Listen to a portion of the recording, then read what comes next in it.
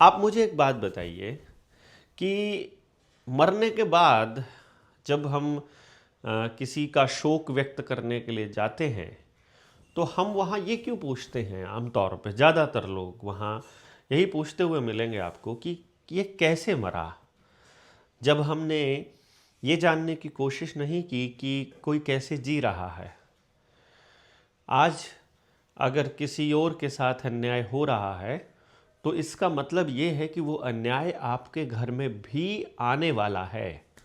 आप यदि चुप हैं और उसको रोकने की दिशा में कुछ काम नहीं कर रहे हैं, भले ही आज आप बहुत अमीर हों, किसी बड़े पद पर बैठे हों, आज आपको लग रहा हो कि आपके परिवार को छूना वो किसी के बस की बात नहीं है, अदरवाइज़ आप चेक कर लीजिए एक बार कि जेलों में जो बंद पड़े हैं कभी किसी वक्त उनको भी ऐसा ही लगता था, या फिर आज कुछ लोग इस पोजीशन पर होंगे कि उनके पुरखों को लगता होगा कि उनको हाथ लगाना नामुमकिन है और आज वो दर दर की ठोकरें खा रहे हैं, एक एक दाने को मोहताज हैं।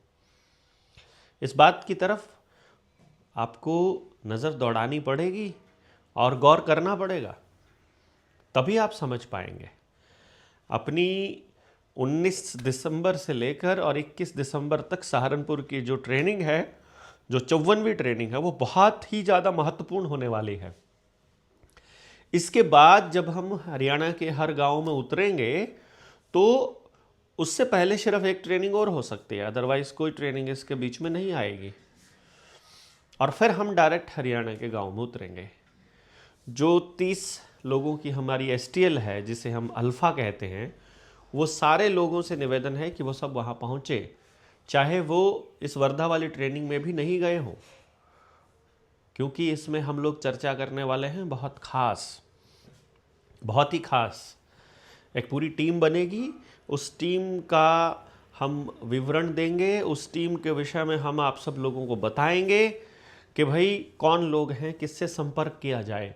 फिर हर जिले से संपर्क करने के लिए एक व्यक्ति हम लोग आपको दे देंगे और हर राज्य में कि इस व्यक्ति से संपर्क करिए, फिर वो व्यक्ति पूरे राज्य को बता देगा कि किससे संपर्क करना है और फिर एक संगठनात्मक ढांचे में हम लोग जुड़ जाएंगे ताकि संदेश एक दूसरे तक पहुंचाने का, एक नेटवर्क बनाने का, एक साथ में काम करने का, एक मत होने का, बात को यहाँ तक पहुँचाने का, यहाँ से वहाँ पहुँचाने का, एक दूसरे तक पहुँचाने का एक नेटवर्क जो बनाएंगे, उसी नेटवर्क की बनाने की प्रक्रिया को हम लोग पहली स्टेप को इस ट्रेनिंग बोल रहे हैं। आप लोगों को लगता होगा हम कोई आपको ट्रेंड कर देंगे कि हमसे ट्रेनिंग ली हुई है, ऐसा कुछ नहीं है। ये खाली एक ओरिएंटेशन प्रोग्राम है जो आप सब लोगों को एक दूसरे से मिलवाता है और एक भूमिका तैयार करता है, आप सब लोगों को बताता है कि हम क्या करने वाले हैं, ताकि आप लोग भी तय कर पाएँ कि आप भविष्य में किसी से जुड़ रहे हैं, वो कौन लोग हैं, किस तरह से जुड़े हैं। और हाँ, अब की बार कुछ स्पेशल जो टॉपिक्स हैं वो हम लेने की सोच रहे हैं। मैंने वैसे ही बैठे बैठे एक दिन सोचा कि अब की बार की जो ट्रेनिंग है उसमें हम कुछ टॉपिक्स ले लें। आप भी कुछ टॉपिक अगर आपके दिमाग में है तो आप कमेंट में डाल के हमको बोल सकते हैं, हम उस क्वेश्चन को भी इसमें डाल देंगे अगर इसमें होगा तो। हमारा पहला सवाल ये होने वाला है कि गुलामी क्या है। आप बताइए हमें कमेंट बॉक्स में लिख करके गुलामी क्या है, और आप गुलाम हो कि आज़ाद हो, और किसके हिसाब से आप चल रहे हो और किन किन चीज़ों के ऊपर आप निर्भर हो, पहले एक बार बताइएगा। फिर जो अंग्रेज़ चले गए हैं तो उनके जो ये दफ्तर खुले हुए हैं, बीडीपीओ का, डीसी का, कलेक्टर का, एसडीएम का, जो कोर्ट हैं, ये पुलिस थाने हैं, ये किसके हैं और किसके आदेश से चल रहे हैं और किस हिसाब से चलते हैं।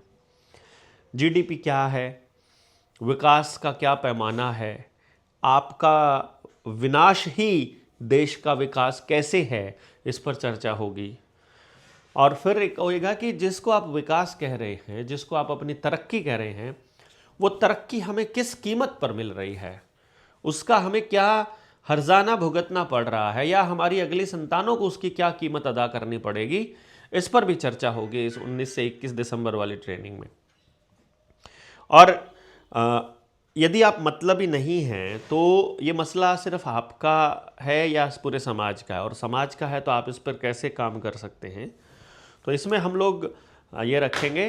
बल्कि आने वाले समय में हम जो अपनी एक टीम तैयार कर रहे हैं जो सारी समस्याओं के समाधान पर चर्चा करेगी, जो हम 23 जनवरी को जो चरखी दादरी में हम इकट्ठा हो रहे हैं, हम पूरे हरियाणा में कितने गाँव में जा पाएंगे और कितने गाँव से लोग वहाँ आ पाएंगे, ये भी एक विषय रहेगा। और आप सब लोग भी 23 जनवरी की टिकट करवा लीजिए। चरखी दादरी में हम कार्यक्रम करने जा रहे हैं, चरखी दादरी में ही प्रॉपर, और उसमें हम लोग एक तरह से उस पूरे के पूरे नेटवर्क को एक जगह पर इकट्ठा करके हम कुछ बड़ा ऐलान करने वाले हैं। ये समय बताएगा और आप लोगों की ऊर्जा बताएगी कि आप वहाँ से कितने बड़े ऐलान करवा सकते हैं। हमारे पास 100 लिस्ट हैं और समाज का कोई तबका हमने छोड़ा नहीं है। बाकी आपके आसपास क्या क्या मुद्दे हैं, आप इनको एक बार कमेंट बॉक्स में डाल दीजिए। जैसे पानी अगर आपका ख़राब आ रहा है, अंडरग्राउंड पानी को ख़राब किया जा रहा है, पेस्टिसाइड का है, आत्महत्या के कोई मामले हैं, मेडिकल माफिया का, फार्मा माफिया का है, पुलिस माफिया का है, या और कोई भ्रष्टाचार के मामले हैं, या तमाम तरह के कॉलेजेस में बहुत बड़ा मतलब घोटाला हो रहा है, अपार आईडी पे बड़ा षड्यंत्र चल रहा है, दूसरे और मुद्दों पर खूब सारी चीज़ें हैं जिनमें आप खूब सारी बातें लिख सकते हैं। और बीज का, बिजली का, पानी का, ये सब कानून बन रहे हैं, और विधानसभा लोकसभा की कार्रवाई को हम लोगों तक नहीं पहुंचाया जा रहा है। टीवी का प्रोपेगेंडा जो चल रहा है, बच्चों के हार्मोन्स चेंज हो रहे हैं, ज़बरदस्ती वैक्सीनेशन हो रहा है, वैक्सीनेशन से जो साइड इफ़ेक्ट है उसके ऊपर सरकार कुछ नहीं कर रही है। अपार आईडी, आधार, फ्री का राशन, फोर्टिफाइड खाना, खाने में मिलावट, पैक्ड फूड से कैंसर, और ये सब सारी चीज़ें हैं जो आप लोगों को, वैसे तो बहुत सी चीज़ें आपको पता होंगी, पर जो नहीं पता है उनका क्या। और जो सहारनपुर वाली ट्रेनिंग है उसमें आने के लिए आप 870 809 35 36 पर भी मैसेज कर सकते हैं, व्हाट्सअप करके आप जुड़ सकते हैं। और एक और नंबर था, वो शायद मिस हो गया है, चलो any how not a big deal, वो भी मैं आपको चलो बता ही देता हूँ। 98 97 30 8 9 10 ऐसा कुछ नंबर था, 98 97 30 8 9 10 ये नंबर था। आप इस पर भी व्हाट्सअप करके जानकारी हासिल कर सकते हैं। और ये चीज़ें अभी अभी आपने देखा होगा भाई रवि आज़ाद के ऊपर, उनके जो पॉलिटिकल प्रतिद्वंदी हैं उन लोगों ने मुकदमे करवाए हैं। 98 97 30 8 9 10 हाँ यही नंबर है। रवि आज़ाद का केस आपने देखा होगा। देश में कानून व्यवस्था का हाल क्या है, इससे आप अंदाज़ा लगा लीजिए कि किसानों की लड़ाई लड़ने वाला एक व्यक्ति, जिसके ऊपर अभी ढाणी लक्ष्मण में जो मनीषा बहन वाला केस हुआ था वहाँ पर भी आरोप लगे, बाद में सारे आरोप झूठे निकले। फिर अभी उनके ऊपर एफआईआर करवाई गई। वो लड़का जिसने एफआईआर करवाई थी उसने आकर के ऑनलाइन बता दिया कि मेरे को धोखे से एफआईआर करवाई है। अब उसके ऊपर नाबालिग के साथ छेड़खानी जैसे दूसरे केस लगाए हैं, क्योंकि पैसे खाने के आरोप और ये औरत के आरोप, ये हर उस व्यक्ति के ऊपर लगेंगे जो भी सत्ता के सामने आंख दिखाएगा। ये कल को आने वाले समय में जनता सरकार मोर्चा के साथियों के ऊपर भी लग सकते हैं, मेरे ऊपर भी लग सकते हैं। पैसे वाले तो आपने देखे ही होंगे, लेकिन वो चूँकि हमारे साथी सारी कमान उन्हीं के पास है, तो इसलिए मुझे कोई खतरा रहता नहीं है कि मैं ऐसे आरोपों के ऊपर कोई टिप्पणी कर पाऊँ। और मुझे तो 24 घंटे लोग देखते हैं अपने साथी, तो कोई इतने बड़ा खेल मुझे इतना ज़्यादा टेंशन नहीं है। फिर हर्ष छिकारा को आपने देखा होगा, कोई भी ऐरा गैरा आकर के ऑनलाइन और गाली देने लग जाता है और धमकी दे देता है जान से मारने की। तो वो जो 2 दिन के अंदर एक गोली मारा था भाई, वो भी नहीं दिखाई दिया। और फिर मुकदमे तो नॉर्मली रहते ही हैं। बाद में अभी जो एक कर्नाटक में बिल आया है उसमें तो मतलब 10 साल तक की सज़ा है। बहुत ही शानदार तरीके से जाल बिछाया जा रहा है, और बीजेपी जाल बिछा रही है, इसको कांग्रेस आगे लेके जाएगी, क्योंकि कांग्रेस कुछ बोल नहीं रही है। सत्ता अगर चाहिए तो टॉप टेबल के साथ सेटिंग करनी पड़ेगी। टॉप टेबल को इतना मजबूत उन्होंने बना दिया है, तो उससे ज़्यादा मजबूती हमारे पास होगी, उससे ज़्यादा लड़ने की ताकत हमारे पास होगी, तो ही हम लोग कुछ कर पाएंगे। तो भाई रवि आज़ाद को भी हम लोग कहना चाहते हैं कि भाई जहाँ ज़रूरत पड़ेगी सारे संगठन और लोग जो हैं वो आपके साथ के लिए खड़े मिलेंगे।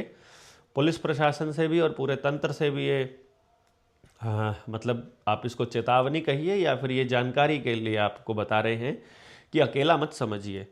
कि अगर मान लीजिए डकैत साहब ने उनको कह दिया है, टिकैत साहब ने, कि भाई हम मतलब कि हम इस पूरी कार्यकारिणी को भंग कर रहे हैं, तो आप सोचिए कि वो अकेले पड़ गए हैं। वो अपना संगठन बना लेंगे, उसकी चिंता मत कीजिएगा। ये दिक्कतें आती हैं। और भाई हर्ष शिकारा से भी को भी ये मैसेज है और बाकी सब लोगों को भी ये संदेश है कि भाई ऐसे लोग जो बोल रहे हैं, देखिए हर किसी का काम करने का तरीका अलग होता है, लेकिन कोई व्यक्ति समाज के मुद्दों को मुखरता से उठा रहा है, हर जगह खड़ा हो रहा है, ये कोई आसान काम नहीं होता है। इसमें पूरा परिवार कई बार टारगेट किया जाता है, हमने भी देखा है। और क्या क्या प्रपंच रचते हैं विरोधी, और शासन प्रशासन क्या क्या खेल खेलता है, ये पूरा भुक्तभोगी हैं हम। तो भाई हर्ष, अपने आप को अकेला नहीं समझना है। सारा प्रदेश का युवा आपके साथ खड़ा है। और ज़्यादा जो चूं चपड़ करने वाले लोग हैं, ये भी समझ लें कि देश को छोड़कर भागने वाले लोग जितनी बकवास करते हैं उतनी बकवास कोई नहीं करता है। क्योंकि उन तक जो खबर जाती है देश के हालात की, वो मीडिया के माध्यम से जाती है, और वो सब झूठ बोल रहा है। सारे अखबार, सारे टीवी चैनल। असल हालात ये है कि आज किसान मतलब हर किसान आत्महत्या करने को मजबूर है। गांव के हर आदमी का मकान, दुकान, ट्रैक्टर सब बिक चुका है। पैकेट खा के, उसका पैकेट वाला खाना खा खा कर वो बीमार हो रहा है। नशे की सप्लाई लगातार गाँव में हो रही है। गुंडागर्दी चरम पर है, और सिर्फ लुच्चे गुंडे लोग ही राजनीति में रह गए हैं, और अच्छे लोग जो हैं वो चुप हो गए हैं। और उनकी चुप्पी की वजह से समाज में बर्बादी का यह आलम है कि किसान को एमएसपी के लिए भी लड़ना पड़ रहा है। वो अपने आसपास इथेनॉल जैसी फैक्ट्री नहीं चाहता है, फिर भी उनको संघर्ष करना पड़ रहा है। आदिवासियों की ज़मीनों से उनको बेदखल किया जा रहा है, उनके जंगलों को ज़बरदस्ती काटा जा रहा है। लाखों करोड़ों, 1 करोड़ पेड़ काटे जा रहे हैं, और एक पेड़ लगाने को पर्यावरण बचाना कहते हैं। मतलब इस तरह से आदिवासियों को अपने ही देश के अंदर उजाड़ना, ये कहाँ का न्याय है। और हर गांव को अपना जंगल दोबारा फिर से आबाद करना पड़ेगा। जिस गांव को बात समझ में आ जाए वो इसके ऊपर काम चालू कर दीजिए, वरना हम सब लोगों के लिए भविष्य में जीना मुश्किल हो जाएगा। आपके पास राशन, लकड़ी, कपड़ा, ये सब अपना होना चाहिए। रोटी, कपड़ा और मकान होना चाहिए, और लकड़ी तो खास तौर पे होनी चाहिए। और वो जंगल के अलावा दूसरी जगह से नहीं आएगी। अगर किसी और जगह से आएगी तो उसको व्यापार बना दिया जाएगा। तो इन सारे विषयों पर हम लोग सहारनपुर वाली ट्रेनिंग में 19 से 21 चर्चा करने वाले हैं। आप सारे लोग पहुंचिएगा, जितने भी STLs हैं वो तो ज़रूर पहुंचेंगे वहाँ पर, उनको तो पहुंचना ही है। वहाँ से ही हम लोग एक टीम अनाउंस करने वाले हैं, बल्कि उनकी वीडियोस बना के भी हम कोशिश करेंगे सबको दे दें, ताकि सबको पता चल जाए कि कौन साथी है, ये नाम क्या है, और इससे संपर्क करना है तो इसका फ़ोन नंबर क्या है, और किस ज़िले वाले साथी को किससे संपर्क करना है। तो ये सारे साथी जितने भी हैं आप पहुँचेंगे, और हम सब लोग मिलकर के इस लड़ाई को और मजबूत करेंगे। ये मजबूती एक दूसरे को देते रहेंगे। इसी दिशा में हम लोग आगे बढ़ रहे हैं, और यही हमारा पर्पस भी है कि सब लोग मजबूत हों। सबका मजबूती में हमारी मजबूती है। हम सारे लोग इस चीज़ को समझते हैं।